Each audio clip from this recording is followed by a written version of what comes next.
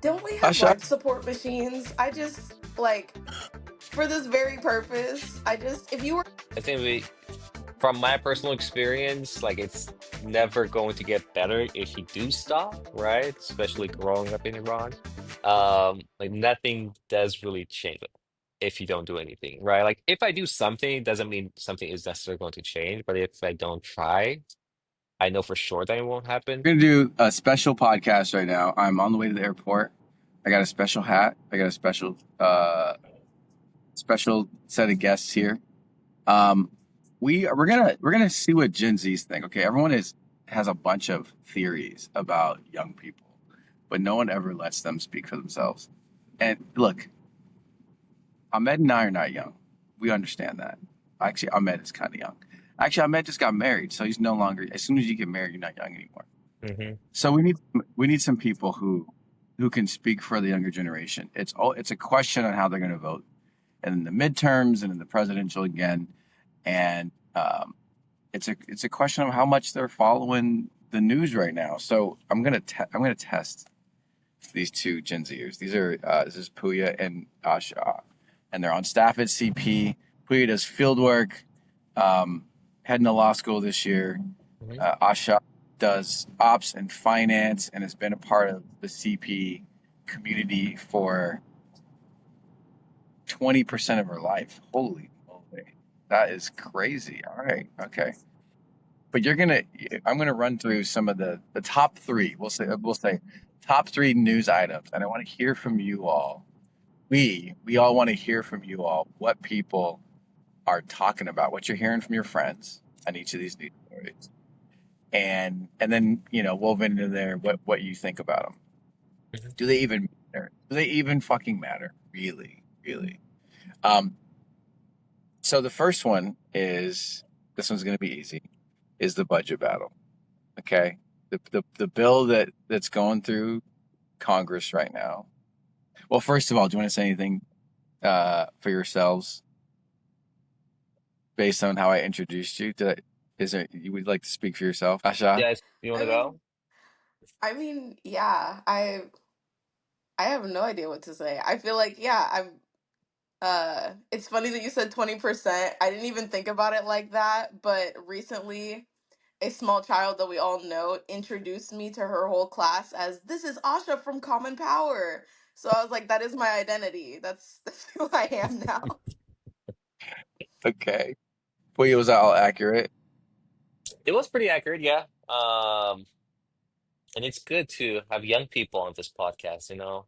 We had two old people just talking about politics. It was getting a little bit That, boring, you that's know. uncalled So yeah, for. that's great. Okay. Thank you. We appreciate that. Hopefully, Ahmed will see this. Okay. So the Hmm. first topic, budget. We'll start with Asha. Asha, what do people are people talking about the budget? Non CP people. So you're attached to Common Power, so it's tough to be objective, maybe. But you do have friends outside of the political space. Are any of them talking about the budget? I feel like for the most part, it's like it's not specific to the budget. It's just more about um like, my friends know that like I work at CP and like whenever I'm on work trips is when they have like vacation trips together. So they're always like, what's going on? Like tell us what's going on the ground and stuff. Um so whenever, Seattle Times sends like a bajillion emails a day, I usually bring that up as a topic of conversation. So it's not been more about the budget, more about just ongoing stuff about tariffs, I guess, and just overall like prices for things, and how much it sucks, and just more generally about how another reason Trump sucks. Okay. All right. So it's just in general, and so the budget thing is just like a part of the bad noise that comes through on Trump. Yeah, like, oh, look, it could get worse, like it never stops. It can't get worse than this. Okay, Puya, what about you? You Yeah, I probably think have a different friends, I probably do, and yeah. I was gonna okay, say, my friends, especially the ones from like college or high school that I'm still in touch with, like they are very much like me. So for them, the budget is more of a big deal. And it's not exactly the budget itself, it's like the cuts and the things that are going to happen, or it might happen. So just like looking through social media, people what they're posting on their stories and things of that nature, they are talking about it. And it's not super extensive. It's not going all to the details of it. It's just more of the bigger items of like, oh, they're cutting this or they're cutting that. Yeah, Um, what are the is that you see people talking about the most? I think the two that I've been seeing the most is the cuts to SNAP and Yeah. Medicaid. Yeah, those are the two that I've seen like my friends post about as well. And a lot of them, they do have family members that rely on them as well. So I realize that it can be more personal for them as well. But there are some that they're well off. It's not like their family members really probably rely on those services. But they're still posting about it because they are more politically involved. But the ones that are not politically involved, I have not really seen anything, heard from them, or even whenever I talk about, with them, it's never a topic that comes up or has come up recently. Yeah. Okay. All right. That's good. That's good to hear because like for us, it's like we're like hair on fire Hmm. kind of thing. Attached to this, so this passed the House by like one vote, right? Hmm. Yeah. Um, has anybody talked about the three U.S. House members that are Democrats that passed away that could have stopped this? Anybody talk about this? Not really. Don't we have Asha, life support machines? I just like for this very purpose. I just if you were gonna to keep keep running them and you alive so they knew could vote. like if you knew that you were like on death's door and because you're that old and you still ran, like at least get on a life support machine. I don't know how they work, so So yeah, all three of them knew that they were ill when they Hmm. ran. Oh, age aside, that's because there, I think crazy. there were like 10-year difference between some of them. But age aside, they all like were diagnosed with a major like terminal illness Yeah. as they decided to run for office again. Yes, Is it crazy. too Like this. soon to say that they pulled a Biden? Is that too soon? No, but no, it's not too soon. I think like all these people knew what they're doing, and the question. But I'm going to do a different thing on this. But the bigger question is like, do you believe there's no one else capable of doing what you can do? Is that Yeah, really what you? it feels like a like generational trust thing where I feel like, like the candidate that like Jessica interviewed at the office, like there are more people like her. Like how does Mm. that not make you feel like empowered to actually like pass the baton? I feel like. Okay, let's talk about this. Let's talk about this part because I think this is a big deal. There's never a shortage of people running for office now. Like in the Trump era, people are running for office. They understand that this is a one way that we push back or that we fight for the folks in our city, our state, Hmm. whatever. So it's not like if I don't do it, then no one can do it. That mentality, I don't buy. What do you think it is that is making it so that they don't give it up and that they're determined to die while they're in office? Puya, what do you think? I think it's a lot of it's power. And I think it's also coming with terms with your mortality, probably for some of the older folks, is that like, I've been doing this for so long and I don't know who I am without it. I feel like that's honestly a part of it is that like they have been running for like they've been there for like 30 years, which is crazy, right? It's like a job that you don't want to leave. But somebody is trying to make you like your boss is trying to make you, retire and like Mm. go out of office. Like they don't know what to do probably maybe out of office. So they're like, I'm just gonna stick with it. And I think part of it could be the power just goes into their head and they just don't want to give it up. Um, So we're but guilty of the same thing that I we think we I talk think about some of Republicans. our people are, Yeah. because just right now, like earlier in 25, it was forgetting her name, but she was a representative from Virginia. She was not that old. She was in her like 50s, maybe early 60s. And she was like, yep, she has, I believe, cancer. And she was like, she's not going to run for office in 26. She Right. has stepped Yeah. aside. Yeah. So I think there are some for sure that are like, I understand that I'm here to serve my constituents, my state, my people. And if I'm not going to be able to do the job, I'm going to put their interests ahead of mine. So I think that's the type of people that we need. And I don't think it's necessarily about age. I think it could be, but I think it's just about their personalities that, hey, at some point you got to say, it's enough for me. I've been there for a while. I did what I could. I'm going to step inside. Yeah, let me just say, if there was a 30-year-old with terminal cancer, don't run for office. Hmm. Like, it's not about, Yeah. you're right. Like, it's not about age at some point. It's about, am I going to be well enough to be able to do the best job for the people I represent? Asha, do you think, because I like this topic, that's why I'm staying on it for you all especially. Um, do you think that younger people are resentful about this thing, or are they Oh no. resigned? Are What they do we like, think? Well, if What do we it, think? Um, I mean, I have thoughts about that specifically.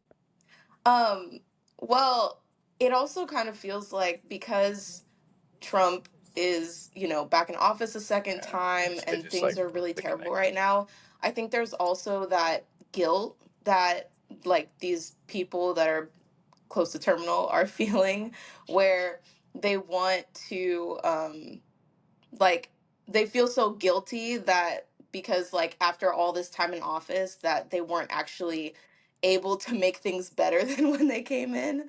So mm, I bet it's like they're still trying to hold out to kind of say like, wait, we still have time, like we can still fix this. Like it's like a way of saying sorry without actually saying sorry. Like mm. to the future generations, like, we're still the adults in the room, so we can still try to fix this for all of you, even though like, and trying to say without saying that like they're sorry that it's gotten to this point now in this country for us. So, Asha, do you think that are younger people resentful for this? Are they resigned to like this is the norm? Like, do young folks feel like, what the hell? This is our supposed to be our turn. Get out of the way, or are they like, no, this is what older people do. They just kind of stick around and they don't give us space. Yeah, I feel like this is a terrible reference, but like in Ice Age when like that they knew the Ice Age was coming, but the grandpa was like, "I'm gonna die in this hole." Like I refuse to leave. Like it kind of Talking feels about the like enemy. that, where it's like endearing because it's like that one grandparent where you're like, yes, I know that like you've been doing this a while. I know that you're afraid to pass the baton, and like I think depending on the young person, like they can have the maturity to kind of acknowledge that. But at the same time, it's like if it's getting to this point, and like where the country is at now, like we need new energy. We need like new minds like coming at these problems. So it will start to get increasingly more like frustrating to just be like, come on, you gotta you gotta start helping out at this point because now you're just like you're like our whole obstacle. Okay, okay, okay. All right. Last thing is colleges. Mm. So you have friends that are still in college right now, and they're watching this thing happen. They're watching people who can't speak out against what's going on in Gaza, who can't speak out against the administration, especially people who are not born in this country, and they're worried about different things now. You see some schools that are capitulating. You see some that are pushing back, and so like the recent news with Harvard, where Kristi Noem was like, "No more international students at your school," and now they're suing the administration again on that. Uh, what are people saying about that, Puya? Yeah, I think there's generally um for a lot of the young people that I know, like I'm just not talking about like social media, people on social media, all that kind of stuff that you generally see. I think it's very frustrating because that feels like the space where you're supposed to be able to learn, discuss ideas, be able to speak out freely. And that's what you expect is like high school, you're still a kid, all that stuff, there are all these restrictions. Like when you go into college, you expect you have more freedom, you have all these other opportunities to explore different things, be able to do things, and it feels like you're being restricted again, especially in more blue areas like Seattle, because a lot of my friends, go to UW. Uh, to them, it's very frustrating. They're very, very disappointed with the administration at the University of Washington and other schools here in Seattle because they expect them to stand up for the students much more strongly than they are. So even though like UW is standing up to Trump to some extent. still the students expect more because they see what's happening across the country. So it's, I think, going beyond just their own university. They're seeing the entire country and they're like, y'all need to do something because this is crazy. So yeah, I think it's frustrating, and it's probably that's why it's firing back. Like, Gen Zers now being the strongest disapprovers of the Trump administration, having the highest numbers of disapproval among Gen Zers now, and it's swinging back towards, Democrats. Probably that has a lot to do with it. That's my guess. Asha, do you think this will bring more young people into the resistance? I understand that now they're going to be there's increased disapproval, but is that going to bring them out to the June 14th rally more? Are they going to get active? Oh, totally. Like, I feel like, it's a whole different meaning of like, oh, I'm happy that, like, we're not in college anymore. Because I remember how easy it was, like, to join in on any protest that was happening, like, all the time and, like, at school for anything that, for, everything that was going on.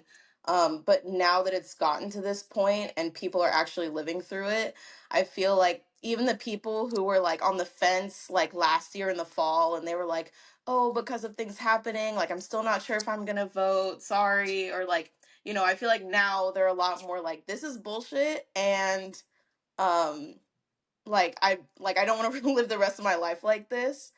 Um and yeah, like people are pissed. And the fact that young people are pissed, I'm like, this is definitely gonna this is definitely gonna cause some people to start doing things that they didn't think they would. Question. This is it. We're going to close up here, but are y'all ready to keep fighting? What all this stuff that you see in the news, is it just like noise at this point and you're like, fuck it, let's keep on? Is that it? I know you guys do work for Yeah. CP, so it's easy. So, but So, yeah, I think from my personal experience, like it's never going to get better if you do stop, right? Especially growing up in Iran. Like nothing does really change if you don't do anything, right? Like if I do something, it doesn't mean something is necessarily going to change, but if I don't try, I know for sure that it won't happen. So I don't think personally I can afford not to, especially like you gotta like step in my shoe for a second. Imagine going across the world from a dictatorship, and now it's like you have a semi-dictatorship. Like, at Oof. least I can have a fighting chance here, right? I didn't have that at home. So, right now it feels like shit is getting worse and worse. And there are glimmers of hope, there are things that we can still do. So before it gets even worse than this, where it becomes impossible, um, we gotta take action right now. We gotta stay in. Yeah, I definitely feel less bad about pressuring everyone I know to also start doing something. Like, it's it like we owe it to like especially all the like young people who have even younger people in their lives. Like it's even more apparent now that like we have to keep going. amen. All right. Thank y'all for the time.